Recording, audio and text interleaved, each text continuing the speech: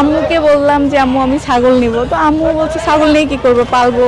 ওই শখ থেকেই মূলত একটা নিছিলাম। এখন আমি স্টাডি করতেছি, আর ছাগলগুলো বাসায় আম্মুই দেখাশোনা করে। টাকা পয়সা আসলে ভাগাভাগি ভাই কিছু নাই, আমার ওয়াইফের টাকা মানে আমার টাকা, আমার টাকা মানে তার টাকা। তারপরে রয়েছে বাবুলাল কামাল।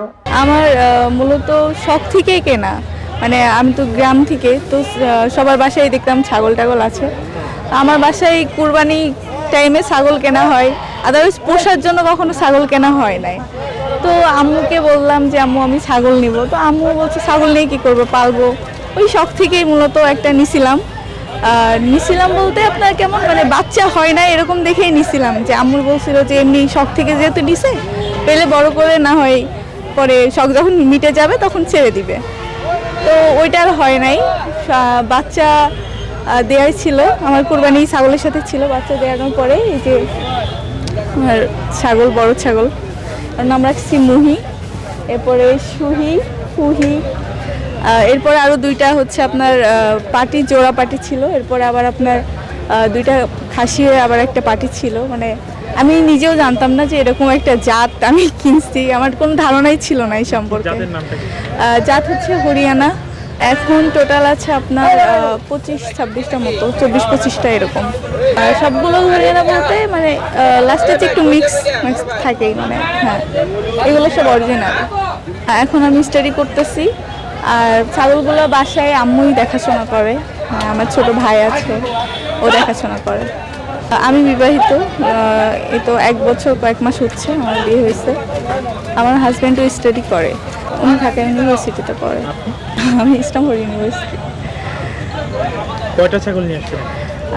আমি নিয়ে এসেছি 8টা, চাচুরটা দিয়ে 9টা। এখন আমরা আসছি হচ্ছে 1 তারিখে বলতে সাজাই টাজাই নিয়ে আপনার 2 তারিখ বোর টোর হয়ে গেছে আর কি। এখন দেখি কেমন বাজার পরিবেশ পরিস্থিতি সেই অনুযায়ী। এমনি চাওয়া দাম আপনার 1.5-এর উপরেই আছে, 1.5 লাখের ওপরে, মানে বড় যেগুলো আছে আর কি। ওজন কেমন হবে? 110-15, 100+। জি জি, আপনি দেখলেই বুঝতে পারবেন 100+। কাস্টমার আসতেছে, দাম দর করতেছে। হ্যাঁ, আর বাজার তো আজকে থেকে হয়তো বা কিছুটা ইয়ে হচ্ছে, তারপর কালকে জমজমাট হবে, পরশু জমজমাট হবে। এই বাসায় আটা আছে 14টা। এদের বয়স আপনার 2.5 বছর আছে, 2 বছর আছে। আমরা দিই হচ্ছে আপনার দানাদার খাবার আছে, যেমন গম, ভুট্টাটা দেওয়া হয় বেশি, আর চাল মাঝে মাঝে দেওয়া হয় আপনার। এরপর হচ্ছে বিচেলি আছে, বিচেলি ধানের এই যে খড়, যেটা বিচেলি করে ওটা হচ্ছে ভুসি দিয়ে মাখায় খাওয়া হয়। বাসায় পালাতো এগুলোই খাওয়ানো হয়। আর মাঝে সাঝে পাতা, বাসার হ্যাঁ গাছের পাতা। আর খরচ হচ্ছে আমার আব্বুই দেয়। বসুন্ধরা ডায়াপেন্ট এখন আরো উন্নত। এই হট এয়ার থ্রো টপশিট দ্রুত শোষণ করে সোনামণিকে দেয় কোমল অনুভূতি। মানে যখন মানে অল্প পরিসরে ছিল, তখন আম্মুই মূলত হচ্ছে করতো যে এটা ওটা কিনে নিয়ে আসা, যেমন ভুট্টা টুট্টা এগুলা সব কিছু আম্মুই করতো। পরে যখন দেখলাম যে না বড় জাতের ছাগল খরচটা বাড়তেছে, তখন না আমাদের পক্ষে তো তখন আব্বুই দেয়, এখনো পর্যন্ত আব্বুই দেয়। আব্বু বলছে তোমার শখ আমি দিচ্ছি, তোমারটা তুমিই রাখো।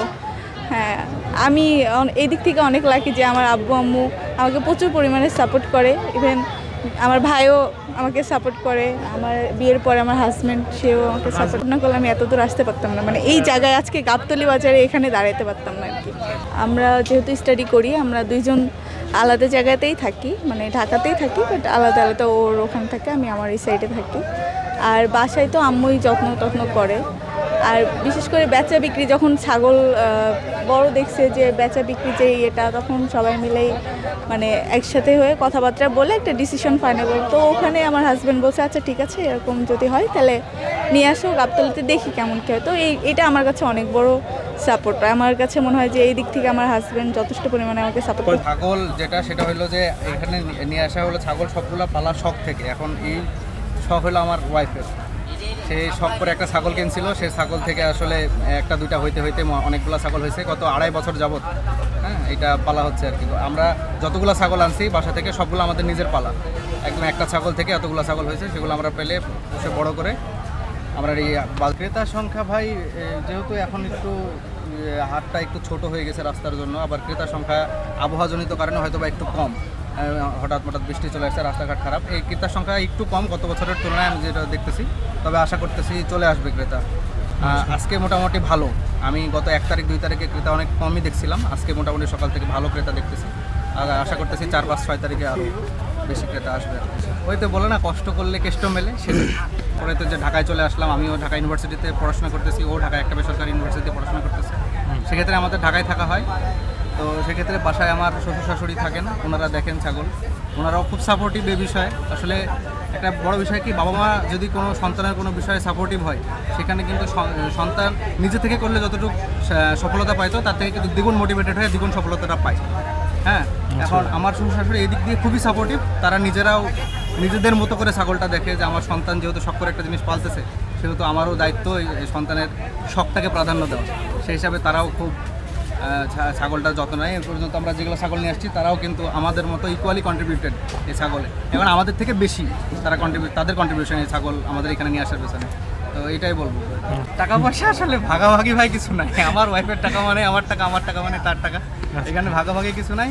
আমরা চেষ্টা করবো যে একটু আগে যেটা বললাম, যে আমাদের মূল উদ্দেশ্য হলো আমরা একটা বিষয় ইনভেস্ট করছিলাম, সেখান থেকে কিছু যদি প্রফিট সহ আর্ন করতে পারি, আমাদের এই মূলধনটা আবার রেখে আমরা আবার যেটা আর্ন করবো সেটা আবার ভবিষ্যতের কিছুর জন্য ইনভেস্ট করা। অবশ্যই আমরা যেহেতু ক্ষুদ্র পরিসরে এটা শুরু করছি, এটাকে বৃহৎ পরিসরে কীভাবে নিয়ে যাওয়া যায় সেই প্ল্যানও আমাদের আছে, আমরা চেষ্টা করব। যেহেতু এখন আমরা পার্ট টাইম বলতে পারেন এই বিষয়টা আমাদের জন্য, আমরা পড়াশোনার পাশাপাশি যেহেতু করতেছি, আমাদের এরকম একটা ইচ্ছা আছে, যদি আমরা পড়াশোনা শেষে অন্য কোনো দিকে না যাই, তাহলে আমরা এই পেশাটাই কন্টিনিউ করব এবং আমরা এটা বড় পরিসরে নেওয়ার চেষ্টা করবো। আমার পরিবার অনেক সাপোর্টিভ এই বিষয়ে, আমার পরিবার অনেক সাপোর্টিভ।